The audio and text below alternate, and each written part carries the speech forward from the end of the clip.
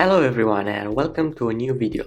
For those new here, don't forget to subscribe and like this video. It will really help spread this video to more people. With this video I'll start a new series where we'll build or talk about something in less than 100 seconds. These videos will move pretty fast, so if at any point you need more time you can pause the video, adjust the speed from the player's bottom right corner or check the GitHub repository in the description. So let's get started with today's video where we'll build a website loader.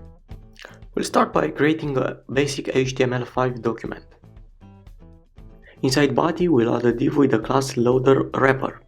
Inside this div we'll copy paste an SVG that we'll use as our loader. Just before our SVG tag ends we'll add a rectangle that we'll use to animate our loader. Make sure it has the same width and height as your SVG and the fill as your background color. Make sure your SVG has an ID of loader. After that I'll scale it down. Make sure you size it to match your need. Next we'll animate that rectangle that we defined at the end of our SVG. This will create the loading effect. Don't forget to remove the padding and margin from the body element. We'll make the logo wrapper same size of our window and give it a background color. And if we add the hidden plus to it, we'll make it go away. And voila, this is our loading animation. Now we just have to end it with JavaScript.